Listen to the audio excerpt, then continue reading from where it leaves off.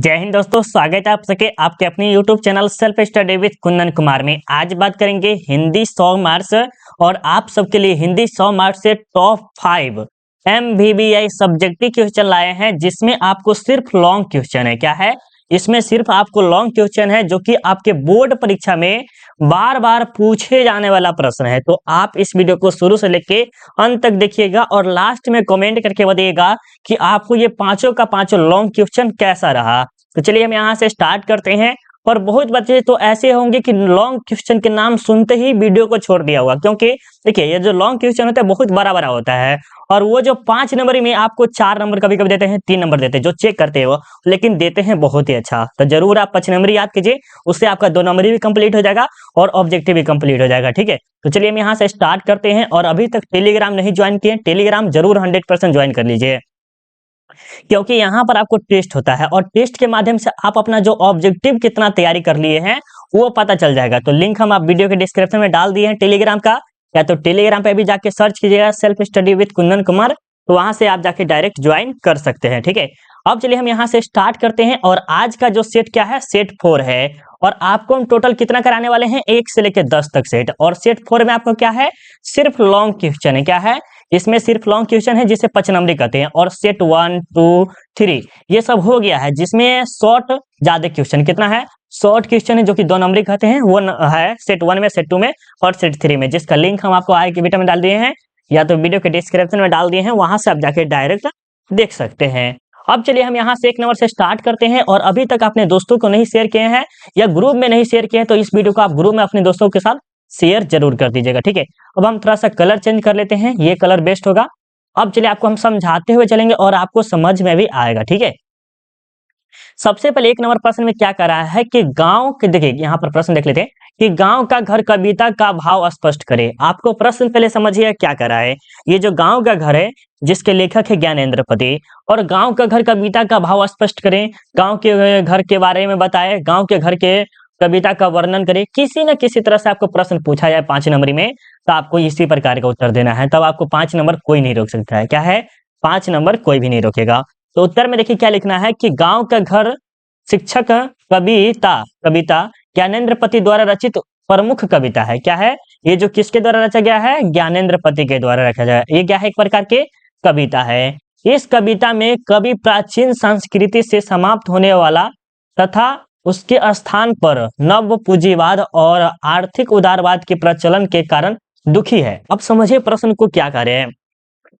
जैसे प्राचीन काल में क्या होता था, देवी देवताओं को बहुत ही अच्छे से मान्यता करता था, अभी भी है लेकिन उतना ज्यादा नहीं है। ठीक है, और प्राचीन काल में जो संस्कृति थी, जो घर के रीति रिवाज थे, वो बहुत ही अच्छा था। ठीक है, वो जो पुतहु होती है, वो सास होती है, वो माँ होती है, बेटी होती है, वो अलग था। लेकिन आजकल का जो रीति रिवाज है वो क्या आ गया, आधुनिक आ गया। तो इसी के बारे में बोल रहे हैं कौन, ज्ञानेंद्र पति जी बोल रहे हैं।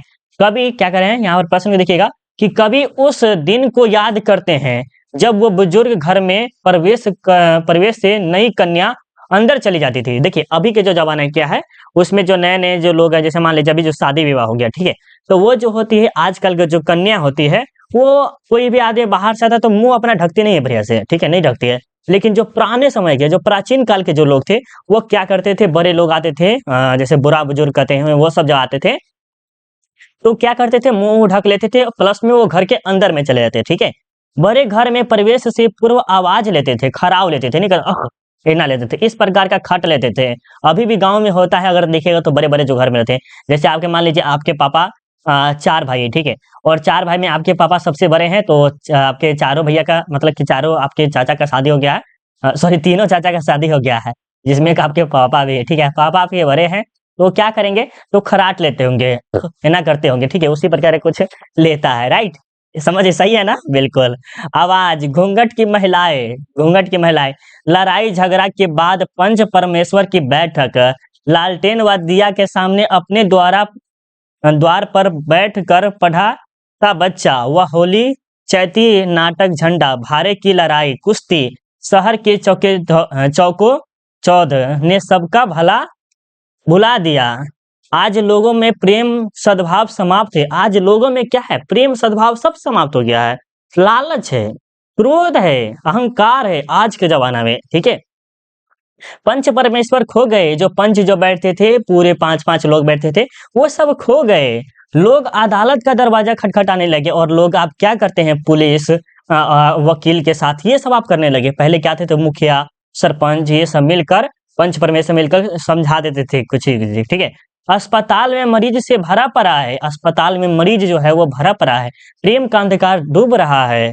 लोग आधी व्यवस्थित से ग्रसित है, मतलब कि जो ग्रसित पूरा है, अर्थात ग्रामीण संस्कृति नष्ट हो चुकी है तथा शहरों का चौकाचौक ने मानव को मशीन बना दिया है। इस प्रकार का सब्जेक्टिव है, अगर आप याद कर लिए होंगे तो अच्छे से देखिए। कॉपी में अगर नोट नहीं करेंगे, अगर आप कॉपी में नोट नहीं करेंगे तो आपको अच्छा नहीं लगेगा, ठीक है। सबसे पहले समझिएगा इसमें हम क्या दोबारा समझाएं। सबसे बड़ा बात है कि इसमें एक प्रश्न आता है, इसमें क्या करें कि गांव का घर के मतलब समझिए थोड़ा सा रीति रिवाज के बारे में होगा। जो ज्ञानेंद्र पति जो है क्या बोले होंगे, रीति रिवाज के बारे में। रीति रिवाज क्या है, जो हमारे पूर्वजों थे या दादा बाबा थे, वो सब क्या करते थे, वो जो है घर में जाते थे तो जो चाचा चाची जो भी हो, मतलब कि लेडीज लोग ही होती थी, वो अंदर चले जाती थी, वो बगल में खाना वाना नहीं खाती थी। ये सब कुछ प्रकार है, आप इसे चाहे तो अच्छे से नोट करके याद कर लीजिएगा और ये आपके बोर्ड एग्जाम में आने का चांस बहुत ही ज्यादा है, ठीक है। और उससे भी ज्यादा आपको ये प्रश्न क्या है, ये प्रश्न आप MVVI लगा लीजिए। क्या कर लीजिए, ये प्रश्न को आप MVVI लगा लीजिए, ये प्रश्न आने का चांस बहुत ही ज्यादा है, ठीक है। देखिए 2 नंबर में क्या करा है कि भगत सिंह ने कैसी मृत्यु को सुंदर कहा। देखिए मृत्यु को भी सुंदर कहा जाता है, लेकिन किसके नजर में, भगत सिंह के नजर में। किसके नजर में, भगत सिंह के नजर में। वे आत्महत्या को कायरता कहते हैं। इस संबंध में उनके विचारों को स्पष्ट करें। देखिए भगत सिंह कहते हैं कि जो मृत्यु होना चाहिए, मृत्यु भी एक प्रकार से सुंदर है, लेकिन कैसा मृत्यु होना चाहिए भगत सिंह के नजर में वो अलग है, ठीक है। लेकिन आत्महत्या को क्या कहते हैं, कायरता कहते हैं, जो कि हम भी कहते हैं, कभी कभी होता है तो ऐसा कह सकते हैं, राइट। चलिए अब इसके बारे में उत्तर देखते हैं क्या कहा जा रहा है उत्तर में, कि भगत सिंह ने देश सेवा के बदले दी गई फांसी को सुंदर मानते हैं। जैसे हम देश की सेवा कर रहे हैं, आर्मी में गए और वहां पर हम देश की सेवा वगैरह की है और हम गोली खा लिए या फांसी उसी कुछ हो गया, ये हमारे लिए क्या होगा, ये हमारे लिए सबसे अच्छा मृत्यु होगा, ये सुंदर मृत्यु होगा, ठीक है। भगत सिंह इस संदर्भ में कहते हैं कि जब देश में भाग्य का निर्णय हो रहा है, क्या हो, भाग्य का निर्णय हो रहा हो, तो व्यक्तियों के भाग्य को पूर्णतः भूल देना चाहिए। जैसे नहीं कहते कि ये देश का भाग्य ऐसा होगा, ये देश का भाग्य ऐसा होगा, तो व्यक्ति का जो भाग्य है, जो मेरा कर्लक है, वो क्या चाहिए, वो भुला देना चाहिए, ठीक है। इसी दृढ़ इच्छा के साथ हमारी मुक्ति का प्रस्ताव सम्मिलित रूप में और विश्वव्यापी हो, और उसके साथ ही जब यहाँ आंदोलन अपने चरम सीमा पर पहुंचे तो हमें फांसी दे दी जाए। मतलब ऐसा सीमा आ जाए जहां पर क्रांतिकारी होने का समय आ जाए और उसी टाइम हमें फांसी देना चाहिए, ताकि जो आंदोलनकारी है उसके अंदर और ज्वालामुखी जैसा उखड़ जाए और वो क्रांति को और फैला दे, ठीक है। यह मृत्यु भगत सिंह के लिए सुंदर होगी, और जब क्रांतिकारी के समय, मतलब कि जब चरम सीमा पर आ जाए आंदोलन, उस समय हमें फांसी दी जाएगी तो वो सबसे सुंदर मृत्यु होगी, ठीक है। जिसमें जिसमें हमारे देश का कल्याण होगा। क्या होगा, जिसमें हमारे देश का कल्याण होगा। अरे बिल्कुल सही बात है कि जब हमारे जैसे जब युवा वर्ग को फांसी देने लगेगा तो बूढ़ा बुजुर्ग जो सब लोग हैं कहेंगे यार इतना जवान बच्चे को जब फांसी दे दिया गया तो हम सब क्या है, तो उस समय और क्रांतिकारी फैलेगा, ठीक है।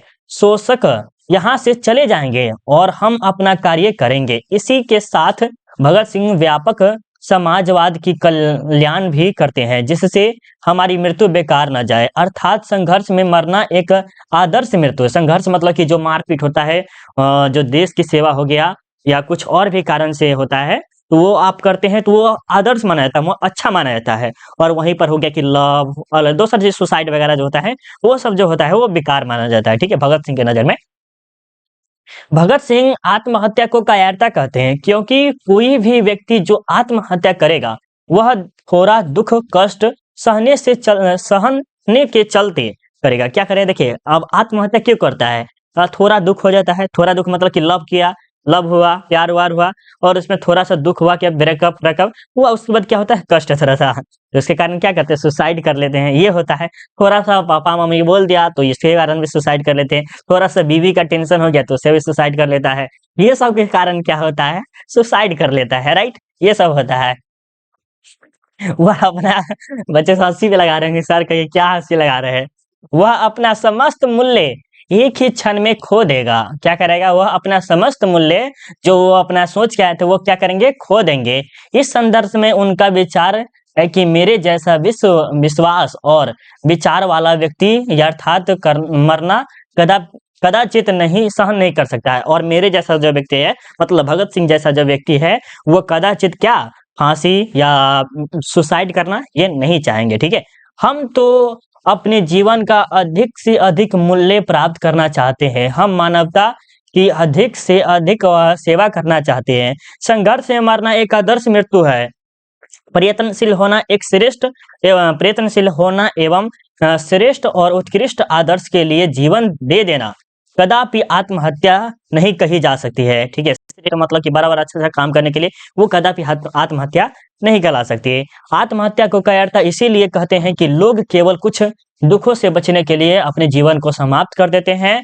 इस संदर्भ में वे एक विचार देते हैं कि विपत्तियां व्यक्ति को पूर्ण बनाने वाली होती है। राइट, देखिए विपत्तियां जो होती है ना, व्यक्ति को क्या है, जैसे संघर्ष अगर जितना कीजिएगा ना उतना ही अच्छा रहेगा। संघर्ष के बिना जीवन अधूरा है भाई, संघर्ष के बिना जीवन क्या है, अधूरा है। जब तक आप संघर्ष नहीं करेंगे तो जीवन अधूरा एक तरह से समझाएंगे। ठीक है, तो ये प्रश्न था 5 नंबर का। देखिए 5 नंबर बहुत बच्चे नहीं रट पाते हैं, रट नहीं पाते हैं, तो बार बार कहेंगे कि इस वीडियो को कम से कम 1 से 2 बार रिपीट कर लीजिए, 2 बार रिपीट करके देख लीजिए, अच्छा से अच्छा आपको समझ में आ जाएगा। ठीक है, चलिए अब देखते हैं आपके सामने अब 3 नंबर में क्या कह रहा है। बहुत ही अच्छा सा प्रश्न है ये प्रश्न, हम अभी जस्ट आपको पढ़ाए हुए थे लेकिन उसका दूसरा तरीका है। अब देखिए क्या कह रहा है कि शिक्षा लेखक का सारांश लिखिए। शिक्षा के जो बारे में आपको बताए थे वो अलग है, क्या है, शिक्षा का अलग है। देखिए उत्तर में देखिए क्या लिखना है, शिक्षा। आप समझिए शिक्षा का अर्थ क्या होता है, हम नौकरी करते हैं, पढ़ाई लिखाई करके अच्छा खासा नौकरी प्राप्त करना चाहते हैं। लेकिन ये जो जय कृष्ण मूर्ति है उसका विचार अलग है। तो विचार क्या है ये हम समझेंगे कि शिक्षा लेख के अंतर्गत जय कृष्ण मूर्ति मानते हैं कि शिक्षा मनुष्य का उन्नयन करती है। क्या करती है, ये जो शिक्षा हमारे क्या है, उन्नयन करती है। वह जीवन के सत्य जीवन जीने के तरीके में मदद करती है। क्या करती है, जीवन के सत्य जीवन जीने में मदद करती है। इस संदर्भ को देते हुए वे बताते हैं, बहुत अच्छी बात है, सही बताया है, कि शिक्षक हो या विद्यार्थी उन्हें पूछना आवश्यक नहीं है कि वह क्यों शिक्षित हो रहे हैं। बिल्कुल सही बात है, जैसे हम पढ़ रहे हैं लेकिन हम क्यों पढ़ रहे हैं, क्या कारण, हम क्यों पढ़ रहे हैं, या पढ़ना चाहिए या नहीं पढ़ना चाहिए, इसके बारे में एक प्रश्न बनता है। क्योंकि जीवन विलक्षण है, क्या है, विलक्षण है। ये पक्षी, ये फूल, ये वैभवशाली वृक्ष, ये आसमान, ये सितारे, ये सरतिया होना चाहिए, ये मृत्यु से, इन सब से हमारा जीवन है। ये जो हमारा है, आसमान हो गया, फूल हो गया, वैभवशाली हो गया, विलक्षण, ये सब पक्षी, यही हमारा जीवन है। क्या है, यही सब हमारा जीवन है। जीवन समुदायों जातियों और देशों का पारस्परिक सतत संघर्ष है। और जीवन जो है क्या है, जब समूह हो गया, जिस समूह में हम रह रहे, जिस समाज में रह रहे, जाति, अनेक प्रकार के जाति, देश हमारा जो हो गया भारत, उसका क्या है, सतत संघर्ष है। जीवन ध्यान है, जीवन क्या है, ध्यान है। जीवन धर्म है, जीवन गुड है। जीवन मन की प्रच्छन्नता वस्तुएं हैं, इच्छाएं हैं, महत्वाकांक्षाएं, वासनाएं हैं, भय है, सफलताएं हैं, चिंताएं हैं। शिक्षा इन सब का अनावर करती है। कैसे करती है, इन सभी को अनावर करती है। शिक्षा का कार्य है कि वह संपूर्ण जीवन प्रक्रिया को समझने में हमारी सहायता करे। शिक्षा का अर्थ जो होता है, जब हम पढ़े लिखे व्यक्ति हो जाते हैं तो हमारा जो संपूर्ण जीवन है, जो हमारी पृथ्वी है, उसके समझने में या हमें काम करने में सहायता करती है। ठीक है, न कि हमें केवल कुछ व्यवसाय या ऊंची नौकरी के योग्य बना है। और ये जो शिक्षा है, न हमें नौकरी और न व्यवसाय के लिए योग्य बनाए। ठीक है, जय कृष्ण मूर्ति कहते हैं कि हमें बचपन से ही ऐसे वातावरण में रहना चाहिए जहां भय का वास न हो। क्या करें कि हमें वातावरण में, ऐसे वातावरण में रहना चाहिए जहां भय मतलब क्या होगा, डरावना, वो सब हमें नहीं रहना चाहिए। न तो व्यक्ति जीवन भर कुठित ही रहता है। क्या कुठित ही रहता है, मतलब डरा ही रह सकता है, ये हो सकता है। ठीक है, डरा ही रहता है। उसकी महत्वाकांक्षाएं जो इच्छाएं होती है वो क्या होती है, दबकर रह जाती है। मेघा शक्ति दब जाती है। मेघा शक्ति के बारे में कहते हैं कि मेघा वह शक्ति है जिससे हम भय और सिद्धांतों की अनुपस्थिति में स्वतंत्र से सोचते हैं, ताकि आप सत्य की वास्तविकता की खोज कर सके। पूरा विश्व इस भय से सहमा हुआ है, क्योंकि यह दुनिया वकीलों, सिपाहियों और सैनिकों की दुनिया है। यहाँ प्रत्येक मनुष्य किसी न किसी के विरुद्ध में खड़ा है। बिल्कुल सही बात है। जैसे ये विरोध इसके विरुद्ध है और ये इसके विरुद्ध में खड़ा ही है। वह किसी सुरक्षित स्थान पर पहुंचने के लिए प्रतिष्ठा, सम्मान, शक्ति व आराम के लिए संघर्ष कर रहा है। अतः निर्देशवाद रूप से शिक्षा का कार्य यह है कि वह इस आंतरिक और ब्रह्म भय का अनुच्छेद करे। इस प्रकार आपका जो प्रश्न था वो 5 नंबर का है। प्यारे लॉन्ग क्वेश्चन है। लॉन्ग में आप पता है ना कि अब तक जब तक आप 2 पेज नहीं लिखेगा जब तक आपको नंबर अच्छा नहीं मिलेगा। 2 पेज या तो 1 पेज आपको पूरा भरना पड़ेगा। 1 पेज यहाँ से रहता बहुत बड़ा रहता है, तो उस प्रकार आप भरिएगा नहीं तब तक आपको तो नंबर देगा नहीं। तो बार-बार हम बोल रहे हैं कि दोबारा ज़रूर देखिएगा और सेट 1, 2, 3 जाके ज़रूर देखिएगा, ठीक है? चलिए अब देखते हैं यहाँ पर आपका जो प्रश्न है वो वेरी वेरी इंपॉर्टेंट है। क्या है? वेरी वेरी इंपॉर्टेंट और बहुत बार पूछा गया है। अगर आप चेक करिएगा क्वेश्चन बैंक तो ये आपके प्रश्न जो देख रहे हैं 4 नंबर प्रश्न वो सबसे ज़्यादा पूछा गया है। ये तीनों प्रश्न से ज़्यादा ये प्रश्न पूछे गए हैं, ठीक है? 4 नंबर में क्या करें कि प्यारे नन्हे बेटे को शीर्षक द्वारा सारांश लिखे या प्यारे नन्हे बेटे को कविता का सारांश लिखे। देखिए हम आपको बार-बार बोलते हैं कि किसी न किसी तरह से प्रश्न रहे, आपको उत्तर ये लिख दीजिएगा तो आपको नंबर ज़रूर देगा। जो एग्जामर जो चेक करता है ना, वो जानता है कि हाँ, इस प्रकार लिखा है तो नंबर दे देना चाहिए, तो वो दे देता है, राइट? जब आप लिखेंगे तो आपको ज़रूर देगा, राइट? अब देखिए उत्तर में क्या लिखना है आपको कि प्यारे नन्हे बेटे को कविता, यहाँ पर क्या है? हाँ, प्यारे नन्हे बेटे का ही है।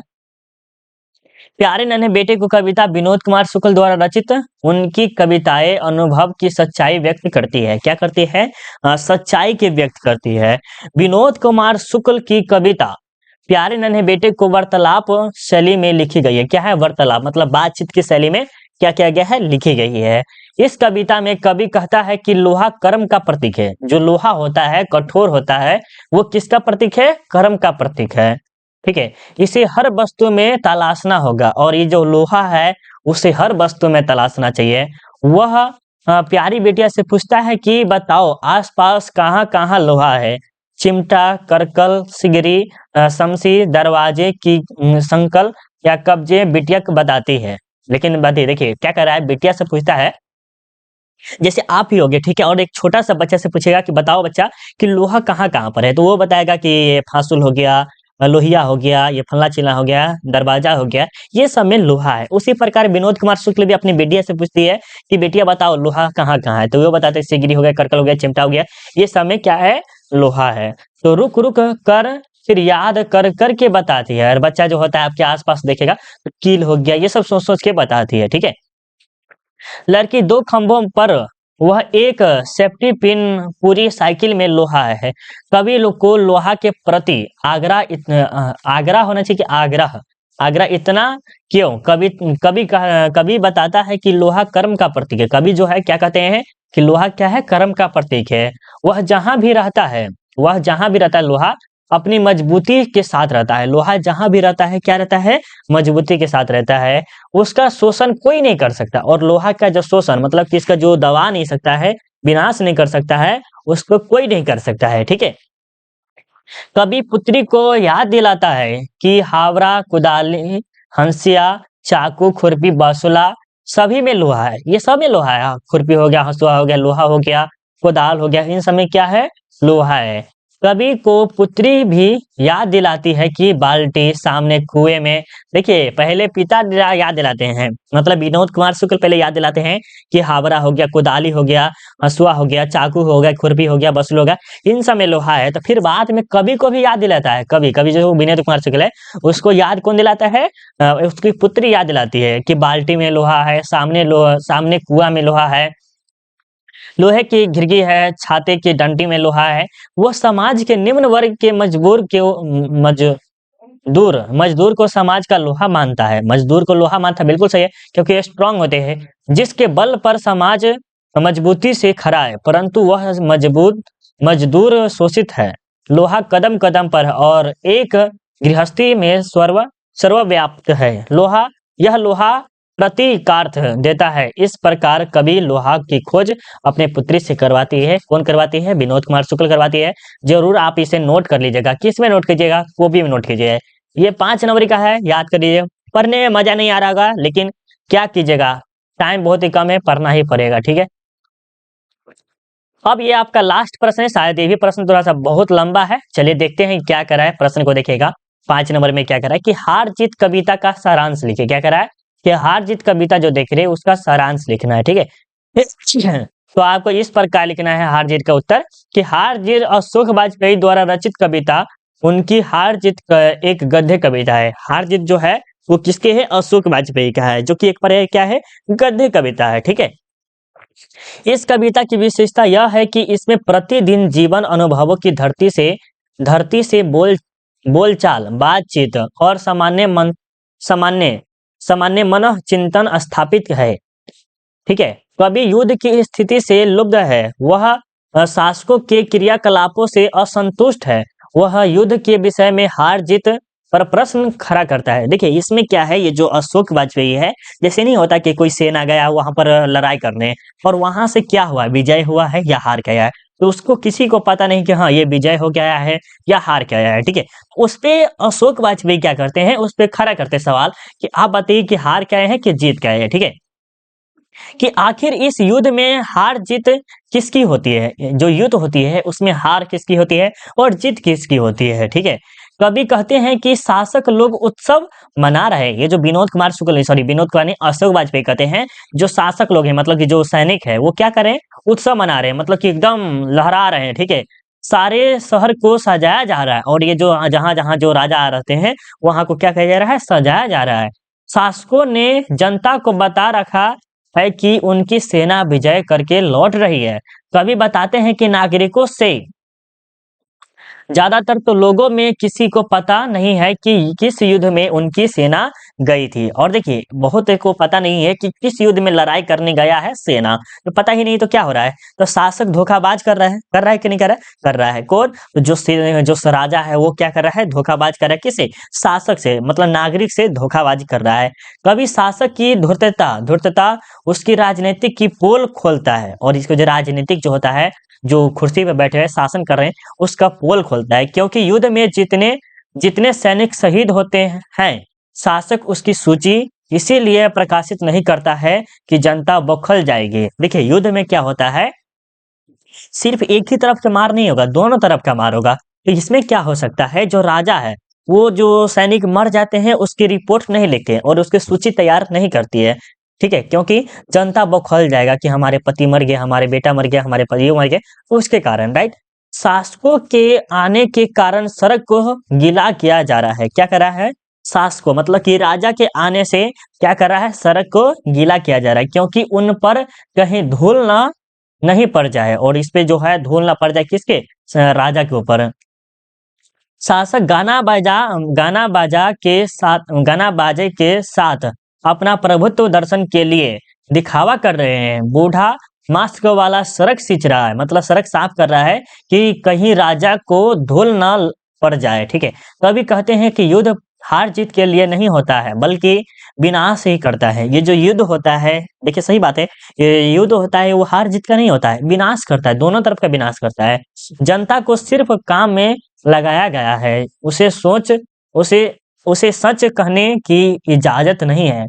कहीं कभी सर यही कभी का कहना है, यही कवि का कहना है, यही कवि का कहना है, ठीक है। इस प्रकार का आपका सब्जेक्टिव था, आपको 5 सब्जेक्ट दिए हैं, जरूर आप नोट कर लीजिएगा।